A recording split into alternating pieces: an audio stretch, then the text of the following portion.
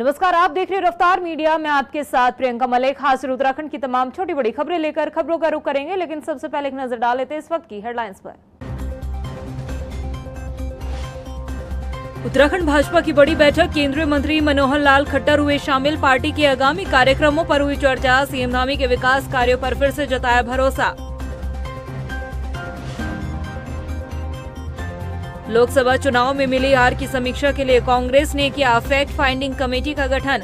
18 से 20 जुलाई तक होगी बैठक। आगामी कार्यक्रमों की रणनीति पर भी होगा मंथन। राजधानी देहरादून से गायब हुई 700 एकड़ सरकारी जमीन, रजिस्ट्री फर्जीवाड़े की जांच कर रही टीम ने किया खुलासा। राजस्व विभाग के पास न कोई दस्तावेज न कोई ब्यौरा। देहरादून में जाम के झाम से मिलेगी निजात। दून पुलिस ने तैयार किया नया ट्रैफिक प्लान। 21 स्कूलों की छुट्टी के समय में किया गया बदलाव। 19 जुलाई से लागू होगी नई व्यवस्था। हेडलाइंस के बाद बुलेटिन में खबरें विस्तार से। देहरादून में सोमवार को उत्तराखंड बीजेपी प्रदेश कार्य समिति की बड़ी बैठक हुई और इस बैठक में केंद्रीय मंत्री मनोहर लाल खट्टर, सीएम पुष्कर सिंह धामी, प्रदेश के अध्यक्ष महेंद्र भट्ट, साथ ही तमाम दिग्गज नेता और पार्टी के कार्यकर्ता मौजूद रहे। इस बैठक में जहां एक और सीएम पुष्कर सिंह धामी के जरिए लिए गए बड़े फैसलों को पार्टी ने सराहा, तो वहीं उपचुनाव में मिली हार के बावजूद पार्टी ने सीएम पुष्कर सिंह धामी के चेहरे पर ही एक बार फिर से भरोसा जताया। हालांकि इस बैठक में दिलचस्प बात यह रही कि हाल ही में बीजेपी ज्वाइन करने वाले राजेंद्र भंडारी शामिल नहीं हुए। वहीं भाजपा की कार्य समिति की बैठक को लेकर कांग्रेस ने निशाना साधा। प्रदेश अध्यक्ष करण माहरा ने तंज कसते हुए कहा है कि ऐसी बैठकों से कुछ होने वाला नहीं है। ऐसी बैठक से कार्यकर्ताओं में जोश नहीं भरा जाता। जरूरत है पार्टी को अपने ही कार्यकर्ताओं को भरोसा उन पर जताया जाए। देखिए, ये उनका अपनी पार्टी का अंदरूनी मैटर कहना नहीं चाहिए, परंतु जोश भरने के लिए मीटिंग करने से अच्छा था कि अपने कैडर को वोट देते, टिकट देते। ये तो बीजेपी के हाईकमान कह लूँ या गौतम साहब कह दूँ या भट्ट जी कह दूँ, इन लोगों ने दो उपचुनावों में दोनों में बीजेपी के कैडर को वोट नहीं दिया, टिकट नहीं दिया। राजेंद्र भंडारी कांग्रेस से भाग के गए और बडाना जी कहाँ से आई आप सबको पता है। उत्तराखंड में लोकसभा चुनाव और 2 विधानसभा सीटों पर हुए उपचुनाव के बाद राजनीतिक पार्टियों में मंथन का दौर शुरू हो चुका है। कांग्रेस भी लोकसभा चुनाव में मिली हार के बाद कार्यकर्ता और पदाधिकारियों के साथ हार के कारणों के लिए अब चर्चा करने जा रही है। यह रिपोर्ट देखिए। उत्तराखंड में 2014 से कांग्रेस लगातार लोकसभा की 5 सीटों पर हार का सामना करती आ रही है। 2024 के लोकसभा चुनाव में भी कांग्रेस के हाथों एक भी लोकसभा सीट नहीं लगी, जिसके बाद अब कांग्रेस हार के कारणों को लेकर मंथन करने जा रही है। कांग्रेस आलाकमान द्वारा उत्तराखंड में हार के कारणों पर चर्चा के लिए एक फैक्ट फाइंडिंग कमेटी का गठन किया गया है। इस फैक्ट फाइंडिंग कमेटी के सदस्य वरिष्ठ कांग्रेस नेता और पूर्व सांसद पीएल पुनिया और सांसद रंजनी पाटिल उत्तराखंड की राजधानी देहरादून पहुंच रहे हैं। 18 से 20 जुलाई तक इस कमेटी के सदस्य लोकसभावार प्रदेश अध्यक्ष, लोकसभा प्रत्याशी, विधायक, पूर्व मंत्री और विभिन्न कमेटी के पदाधिकारियों के साथ बैठक करेंगे और हार के कारणों पर चर्चा के बाद ये कमेटी अपनी रिपोर्ट पार्टी के आला कमान को सौंपेगी। देखिए, केएल पुनिया जी और मिसेस पटेल यहाँ आ रही हैं और दोनों वरिष्ठ कांग्रेस के नेता हैं। एक तो सांसद हैं, पुनिया साहब भी रहे हैं बड़े पदों में। लोकसभा के चुनाव में जो हार हुई है उसकी समीक्षा वो करेंगे 5 लोकसभा के प्रत्याशियों से, वहाँ के वरिष्ठ जो हमारे कांग्रेस के जन हैं उनसे, एमएलए कैंडिडेट्स जो रहे हैं 22 में उनसे, जिला अध्यक्षों से, ब्लॉक अध्यक्षों से, उनसे वो सबसे मुलाकात करेंगे, पीसीसी मेंबर या आईसीसी मेंबर्स से, और नब्ज टटोलेंगे और आगे क्या हमको इन चीज़ों में सुधार करना है उस विषय को लेकर बातचीत होगी।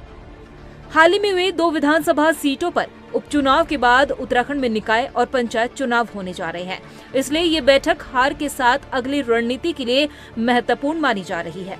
लेकिन बीजेपी ने कांग्रेस की इस फैक्ट फाइंडिंग कमेटी की बैठक पर सवाल खड़े किए। बीजेपी का ये कहना है कि इस बैठक से कुछ भी हासिल कांग्रेस को नहीं होगा। उत्तराखंड की जनता पहले भी बीजेपी के साथ थी और आगे भी बीजेपी के साथ ही रहेगी। देखिए, उत्तराखंड की जनता ने एक बार नहीं अनेकों बार कांग्रेस को नकारा है और उत्तराखंड की जनता ने भारतीय जनता पार्टी को अपना पूरा समर्थन दिया है, चाहे हम लोकसभा की बात करें, चाहे विधानसभा चुनाव की बात करें। और कांग्रेस चाहे जो भी करे, वो हालांकि उनकी अपनी अंदरूनी मामला है, उनको समीक्षा हर पार्टी को करनी भी चाहिए अपनी, लेकिन कुछ हासिल होने वाला नहीं है कांग्रेस को, क्योंकि उत्तराखंड की जनता हमेशा बीजेपी के साथ रहेगी और आगे भी रहने वाली है। हाल ही में बद्रीनाथ और मंगलोर 2 विधानसभा उपचुनाव में जीत के बाद कांग्रेस में उत्साह साफ दिखाई दे रहा है। ऐसे वक्त में कांग्रेस खुद को और मजबूत बनाने के लिए पीछे नहीं रहना चाहती और यही कारण है कि अब कांग्रेस हार पर मंथन और पार्टी की अगली रणनीति पर चर्चा करने जा रही है। रफ्तार मीडिया के लिए देहरादून से सुशांत सिंह की रिपोर्ट। राजधानी देहरादून से एक हैरान कर देने वाला मामला सामने आया है, जिसमें बताया जा रहा है कि 700 एकड़ सरकारी जमीन गायब हो गई और उससे भी बड़ी हैरानी की बात यह है कि राजस्व विभाग के पास इस जमीन का कोई ब्यौरा नहीं है। क्या है पूरा मामला, इस रिपोर्ट में देखिए। कहां गायब हो गई 700 एकड़ सरकारी जमीन? राजस्व विभाग के पास न कोई दस्तावेज, न कोई ब्यौरा। शासन की नाक के नीचे हो गया बड़ा घोटाला। राजधानी देहरादून में जमीन से जुड़े बड़े घोटाले की खबर सामने आई है। बताया जा रहा है कि 700.30 एकड़ सरकारी जमीन गायब हो गई और सबसे हैरानी की बात तो ये है कि राजस्व विभाग के पास इस जमीन से जुड़े ना कोई दस्तावेज है, ना कोई ब्यौरा। जिला प्रशासन भी ये नहीं बता पा रहा है कि ये सरकारी जमीन आखिर कहां गई। दरअसल देहरादून के आर्केडिया ग्रांट क्षेत्र में चंदनबनी एस्टेट की 700.30 एकड़ सरकारी जमीन गायब हो गई। राजस्व विभाग से लेकर जिला प्रशासन तक के पास इसका जवाब नहीं है कि ये सरकारी जमीन आखिर कहां गई। इस मामले का खुलासा रजिस्ट्री फर्जीवाड़े की जांच कर रहे विशेष जांच दल ने किया। इसमें बताया गया कि साल 1959 में तत्कालीन राज्य सरकार ने दून हाउसिंग कंपनी से जमीन का अधिग्रहण किया था। उसके बाद ये जमीन कहां है, किसके कब्जे में है, इसकी कोई जानकारी नहीं मिल पा रही है। आपको बता दें कि आजादी से पहले देहरादून में दून हाउसिंग कंपनी बनी थी। इस कंपनी को सरकार ने आवासीय परियोजनाओं में इस्तेमाल के लिए सैकड़ों एकड़ जमीन दी थी। इसमें सरकार की ओर से शर्त रखी गई थी कि अगर आवासीय परियोजनाओं में इस जमीन का इस्तेमाल नहीं किया जाता है तो सरकार इसे वापस लेगी। कंपनी द्वारा 700 एकड़ जमीन का इस्तेमाल आवासीय योजनाओं के लिए नहीं किया जा सका था, जिसके बाद सरकार ने शर्त के मुताबिक 700 एकड़ जमीन वापस ले ली है।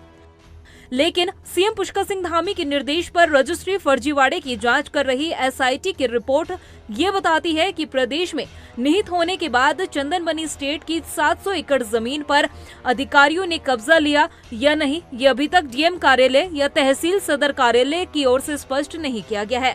एसआईटी का ये भी कहना है कि 700 एकड़ सरकारी जमीन पर सरकार का कब्जा न होना सरकार के लिए बड़े नुकसान की संभावना की ओर भी इशारा कर रहा है। अब देखना ये होगा कि इस पूरे मामले में क्या कुछ निकलकर सामने आता है। रफ्तार मीडिया के लिए देहरादून से ब्यूरो रिपोर्ट। उधर मंगलोर उपचुनाव के परिणाम आने के बाद नया विवाद शुरू हो गया। आपको बता दें कि एक समुदाय के लोगों ने विधायक काजी निजामुद्दीन के समर्थकों पर पथराव किया और पथराव करने का आरोप है। उनका कहना है कि विजय जुलूस निकालने के दौरान एक पक्ष के मकान और दुकान पर यह पथराव किया गया और लाठी डंडे भी चलाए गए। उधर सपा के नेता उबैदुर रहमान ने भी इस घटना की निंदा की। उन्होंने कहा कि शरारती तत्वों द्वारा माहौल खराब करने की कोशिश की जा रही है। जब ये इनका जुलूस निकला हम छत पे से देख रहे थे, यहाँ पर ऐसा हुआ इन्होंने इनके हाथों में डंडे थे और पूरा शोरगुल था। ये बड़ानों को बहुत गंदी गंदी गालियां दे रहे थे और दरवाजे और ईंटी में दे दे के मारी इन्होंने और डंडे। ये देखो ईंटी पड़ी हुई। अगर गेट खुले होते तो अंदर घुस के और ये जो मामला कल जो है हमारे संज्ञान में आया, ये बहुत ही गंभीर मामला है, बहुत दुर्भाग्यपूर्ण बात है। जीत हमारी भी, हमारे पिताजी की भी हुई है। दो बार वो यहाँ से विधायक रहे। उन्होंने कभी भी यहाँ पर इस तरह का माहौल हमारे लोगों ने कभी यहाँ बनाने की कोशिश नहीं करी। कुछ मैं यही कहना चाहूँगा कि ना तो हिंदू गलत होता है, ना मुसलमान गलत होता है। मुसलमान भी ठीक है, हिंदू भी ठीक है। गलत होते हैं तो वो कुछ लोग जो गलत प्रवृत्ति के होते हैं उन्होंने ये कल उपद्रव वहाँ पर मचाया है। लोग घरों में जो है जा कर के जो है लातें मारी है, आधे मारे हैं, ईंटें बरसाई हैं। राजधानी देहरादून शहर की ट्रैफिक व्यवस्था लाइलाज मर्ज की तरह पुलिस प्रशासन के सामने चुनौती हो चुकी है, लेकिन अब जाम की झाम से निपटने के लिए देहरादून पुलिस ने एक नया ट्रैफिक प्लान तैयार किया है। इस प्लान के जरिए शहर के 21 स्कूलों को खोलने और बंद करने के समय में बदलाव किया गया। एसएसपी अजय सिंह ने बताया कि नई व्यवस्था को 19 जुलाई से लागू किया जाएगा। नई टाइमिंग के दायरे में 26,900 से अधिक छात्र आ रहे हैं। देहरादून शहर में खासकर देखा जाए जो हमारा हार्ट ऑफ द सिटी है उसमें यातायात की व्यवस्था काफ़ी दिक्कत के लिए सभी के लिए आमजन के लिए है और इसमें बहुत जगह से सुझाव भी आए थे कि चूंकि ऐसे कॉर्नर्स है खासकर डालनवाला, राजपुर रोड, नेहरू कॉलोनी जहाँ पर क्लस्टर में बहुत सारे स्कूल हैं और स्कूल की टाइमिंग आने और जाने की खासकर जो छुट्टियों का समय है वो एक होने के कारण करीब करीब 1 से सवा घंटे जो हमारे पेरेंट्स हैं, अभिभावक हैं, चाहे उनके बच्चे हैं, वो भी परेशान होते हैं जाम में और साथ ही साथ जो राजकीय कार्यों के लिए अन्य लोग जो अपने कार्यों के लिए जाते हैं वो भी 1 से सवा घंटे 1.5 घंटे इस मार्गों पर परेशान रहते हैं। क्योंकि जनहित में सुझाव आए थे, इस पर 2-3 राउंड की मीटिंग हमारे जो प्रथम फेज में हमने 21 स्कूल को लिया है और उनसे जो सुझाव प्राप्त हुए उनसे के बाद एक विधिवत आदेश उसमें जारी होगा, लेकिन अभी भी 1 सप्ताह का टाइम दिया गया है इसमें। उत्तराखंड के मकानों में दरारों की समस्या खत्म होने का नाम नहीं ले रही है। ताजा मामला टिहरी के नरेंद्र नगर के बिलोगी गांव से सामने आया, जहां मकानों में दरारें पड़ चुकी है और इस समय जो लोग हैं वो दहशत में जीने को मजबूर है। ऐसे में आशियानों का ये हाल देख ग्रामीण दहशत में भी है और उनमें साफ नाराजगी देखने को मिल रही है। इसके अलावा ग्रामीणों ने मदद की गुहार भी लगाई। ये रिपोर्ट देखिए।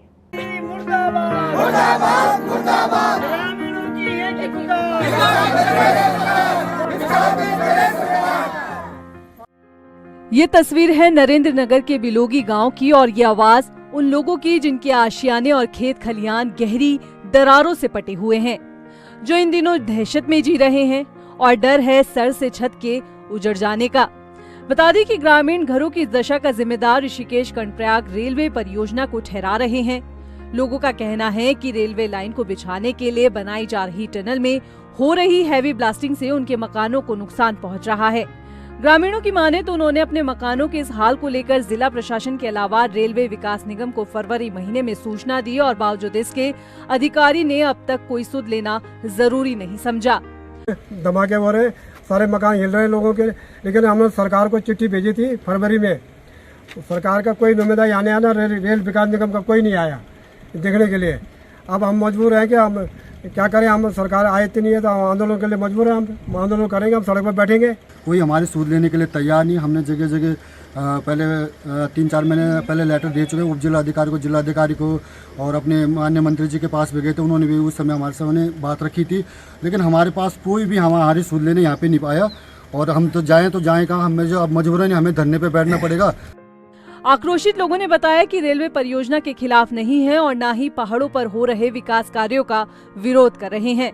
वो आवाज उस नुकसान के खिलाफ उठा रहे हैं जो उनके आशियानों को पहुंचा। बता दें कि ग्रामीण प्रशासन से उचित मुआवजे की मांग कर रहे हैं। हमारे अच्छे खासे घर थे, अच्छी खासी जमीन थी, वो सारी रेलवे की वजह से नीचे जा रही है। अब उसका हम क्या करें, और रेलवे वाले हमें सहायता करने के लिए आए। ये नुकसान हमारा हो रहा, तब तक हम लड़ाई लड़ते रहेंगे। और आज इतना ही नहीं, कल ये और बढ़ता जा रहा है। जिस प्रकार से बलेखान तक वो पहुंचा, आज बलेखान से ये लोरजी का ग्राम पंचायत में बिलोगी पहुंच गया। इसी प्रकार से धीरे धीरे ये कुंडे आगे पहुंचा रहे। तो जब तक ये नुकसान होता रहेगा हम लड़ाई लड़ते रहेंगे। आपको बताते चले कि इससे पहले भी कई जगहों पर मकानों पर दरारों की शिकायतें आ चुकी है। उस वक्त भी इन दरारों के लिए रेलवे परियोजना में हो रही हैवी ब्लास्टिंग को जिम्मेदार ठहराया गया है। नरेंद्र नगर से वचस्पति रायल की रिपोर्ट।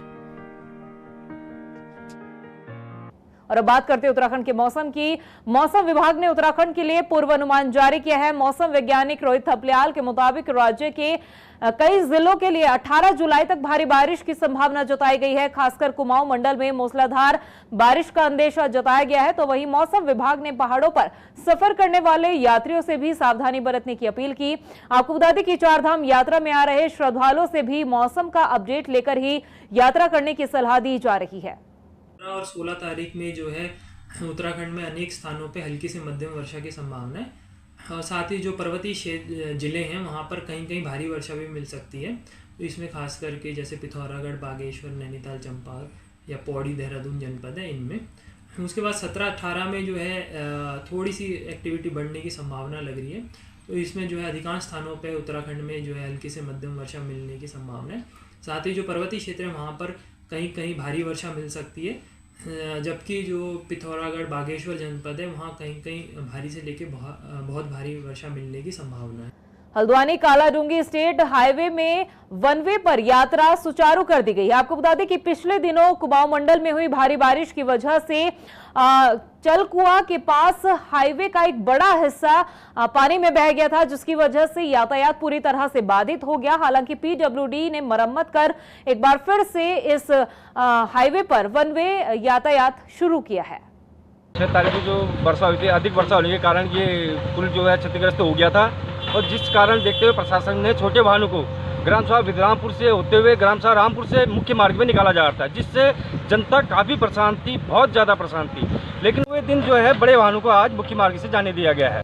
वहीं चंपावत में मूसलाधार बारिश के चलते किसानों की फसल बर्बाद हो गई है। आपको बता दें कि किसान प्रशासन से कृषि ऋण माफ करने की गुहार लगा रहे हैं। किसान यूनियन के जिलाध्यक्ष ने बताया कि किसान अपनी समस्या को प्रशासन तक पहुंचाने के लिए 18 जुलाई को प्रदर्शन करने की भी तैयारी कर रहे हैं। पता ही होगा कि इस वर्ष जो है सूखे के कारण सारी फसलें हमारे यहाँ चंपावत जिले में नष्ट हो चुकी थी। बड़ी मुश्किल से किसानों ने अपने सिर में कंधों में पानी ढो कर खेतों की सिंचाई की थी, बहुत खड़ी हुई थी। जैसे ही फल लगना शुरू हुआ वैसे ही आपदा आई, हमारे 7 दिन की जो बारिश हुई है इससे तमाम फसलें हमारी पूरी तरह नष्ट हो चुकी हैं। सरकार से हमारी ये मांग है कि समय क्षेत्रीय भ्रमण किया जाए। न्याय पंचायत स्तर पर जितने कर्मचारी हैं, चाहे उद्यान विभाग के हों, कृषि विभाग के हों, अन्य जितने भी विभाग हमारे संबंधी हैं, सबको क्षेत्रों में जाकर भ्रमण करना चाहिए। किसान के इस समय जो किसान के ऊपर जो विपत्ति आई है उसमें इन्हें सहयोग देना चाहिए। वहीं कुमाऊं कमिश्नर दीपक रावत ने हल्द्वानी में एसडीएम कोर्ट, सिटी मजिस्ट्रेट कार्यालय और प्राधिकरण दफ्तर में छापेमार कार्रवाई की। कुमाऊं कमिश्नर दीपक रावत की इस कार्रवाई से अधिकारी और कर्मचारियों में हड़कंप मचा रहा। इस दौरान कुमाऊं कमिश्नर ने सबसे पहले कर्मचारियों के उपस्थित रजिस्टर को चेक किया और दफ्तर न पहुंचने वाले कर्मचारियों के बारे में विस्तार से जानकारी ली। इसके बाद प्राधिकरण ऑफिस में फाइलों को देखा और पेंडेंसी कम करने के साथ ही सभी फाइलों की स्कैनिंग के निर्देश भी दिए। और देखिए, समय समय पे सीनियर ऑफिसर्स को, जो सबऑर्डिनेट ऑफिसर्स हैं, उनको देखने के निर्देश माननीय मुख्यमंत्री जी ने दिए हैं। विशेषकर कितने लोगों की उपस्थिति है, तो पहले तो मैंने यही देखा कितने लोग उपस्थित हैं, तो 3 लोगों का मुझे पता नहीं मिला जो एब्सेंट पाए गए, उन पे कार्रवाई के निर्देश दिए हैं। दूसरा, माननीय मुख्यमंत्री जी ने कहा है कि पब्लिक से रिलेटेड जो काम है, जैसे नक्शे तो आप जानते हैं लोग आवेदन करते हैं या चालान भी होता है तो उसका डिस्पोजल होना चाहिए, वो मैं देखने यहाँ पे आया था। तो एक तो यहाँ पे ये जो दिक्कत मुझे लगी कि जो फाइल्स हैं इसमें, क्योंकि यहाँ पे 2 अधिकारी हैं, उनके कोर्स चल रहे हैं, तो उनका जो लेखा जोखा है एक साथ दिया जा रहा है। तो पहले निर्देश तो मेरे ये हैं कि इनको अलग अलग करें। सेकेंडली, जो व्यावसायिक मामले हैं और जो आपके गैर व्यावसायिक मामले हैं, डोमेस्टिक हैं, इनका विवरण भी अलग अलग होना चाहिए। उधर राजधानी देहरादून के राजपुर क्षेत्र में रेडियो एक्टिव डिवाइस के क्लोन को तैयार करने के अपराध में एक और आरोपी को गिरफ्तार किया गया है। आरोपी की गिरफ्तारी को लेकर एसएसपी अजय सिंह ने बताया कि रैंप के साथ गिरफ्तार किए गए आरोपियों ने पूछताछ में अपने साथियों का नाम का खुलासा किया और पुलिस अन्य जो संदिग्ध आरोपी है उनसे भी पूछताछ कर रही है। इस मामले में कई और गिरफ्तारी होने की भी संभावना जताई जा रही है। आज जो राजपुर थाने में जो सस्पेक्टेड रेडियो एक्टिव डिवाइस मिली थी, उस संबंध में एक्सपर्ट टीम द्वारा भी निरीक्षण कर लिया गया था और प्रथम दृष्टया उनके द्वारा जो रिपोर्ट जनरेट की गई उसमें बताया गया कि जो पूरा आर्टिकल था उसमें रेडियो एक्टिव मटेरियल तो नहीं था, लेकिन उसमें कुछ सस्पेक्टेड केमिकल उनको जरूर ऐसे पता चले थे, जिसको देखते हुए उनके द्वारा रिकमेंड किया गया कि भाभा एटॉमिक रिसर्च सेंटर या किसी फॉरेंसिक लैब में इसका जरूर टेस्ट कराया जाए कि उसमें कौन सा मटीरियल केमिकल यूज़ हुआ है और उसका क्या इफेक्ट या उसका मिसयूज़ हो सकता है। तो इस संबंध में भी माननीय न्यायालय के थ्रू उसको सैंपल को या पूरी डिवाइस को हम वहाँ पर भेज रहे हैं। सेकंड, इसमें जो एक और मीडिएटर था राशिद, इसकी भी अरेस्ट हुई थी और इसने भी पूछताछ में बताया कि वो इसको बेचने के लिए लगातार अपने संपर्कों के माध्यम से मीडिएशन कर रहा था। इसके साथ ही देहरादून के नवादा में वीर विशाल थापा मार्ग पर धर्मांतरण करने के आरोप में विवाद पर पुलिस ने एक्शन लिया है। इस मामले की जानकारी देते हुए एसएसपी अजय सिंह ने बताया कि सूचना के बाद पुलिस मौके पर पहुंच गई थी और लोगों को शांत करवाया। उन्होंने बताया कि पीड़ित पक्ष की तहरीर पर घर में घुसकर मारपीट करने के आरोप में 5 नामजद और 30 अज्ञात के खिलाफ मुकदमा दर्ज किया गया है। स्क्रीन पर आप घटना की तस्वीर साफ तौर पर देख सकते हैं किस तरह से ये पूरा विवाद हुआ।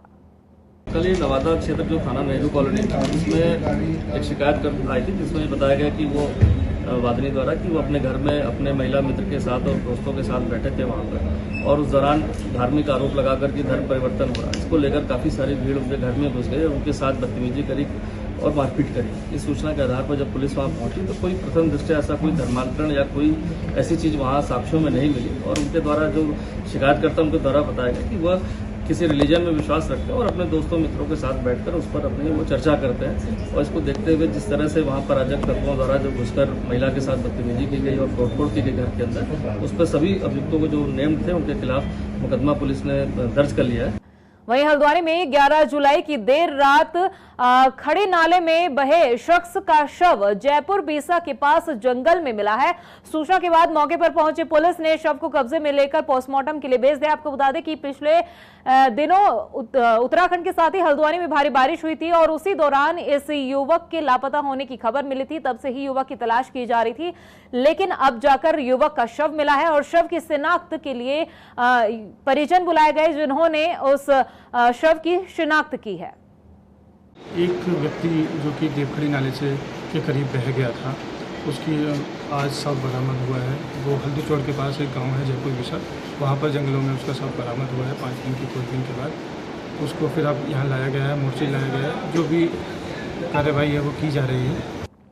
उधर अल्मोड़ा के जागेश्वर धाम और कोटेश्वर में मंदिर समिति के साथ स्थानीय महिलाओं ने हरेला पर्व मनाया।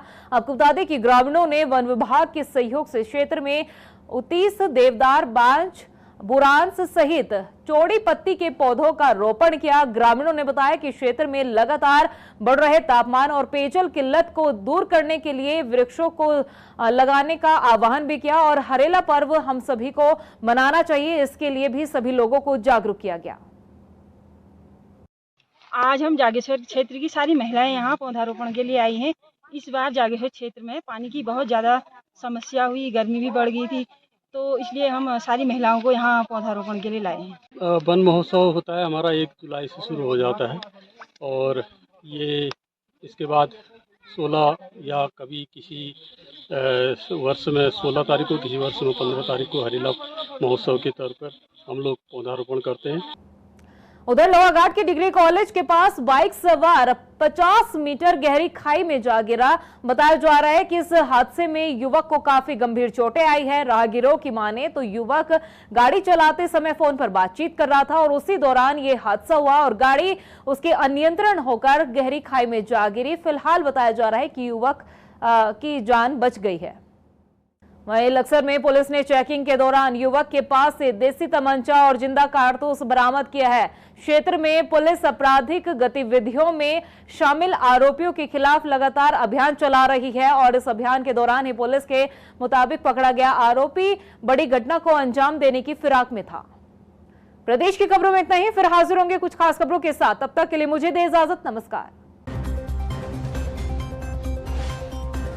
उत्तराखंड भाजपा की बड़ी बैठक, केंद्रीय मंत्री मनोहर लाल खट्टर हुए शामिल। पार्टी के आगामी कार्यक्रमों पर हुई चर्चा। सीएम धामी के विकास कार्यों पर फिर से जताया भरोसा। लोकसभा चुनाव में मिली हार की समीक्षा के लिए कांग्रेस ने किया फैक्ट फाइंडिंग कमेटी का गठन। 18 से 20 जुलाई तक होगी बैठक। आगामी कार्यक्रमों की रणनीति पर भी होगा मंथन। राजधानी देहरादून से गायब हुई 700 एकड़ सरकारी जमीन, रजिस्ट्री फर्जीवाड़े की जांच कर रही टीम ने किया खुलासा। राजस्व विभाग के पास न कोई दस्तावेज न कोई ब्यौरा। देहरादून में जाम के झाम से मिलेगी निजात। दून पुलिस ने तैयार किया नया ट्रैफिक प्लान। 21 स्कूलों की छुट्टी के समय में किया गया बदलाव। 19 जुलाई से लागू होगी नई व्यवस्था।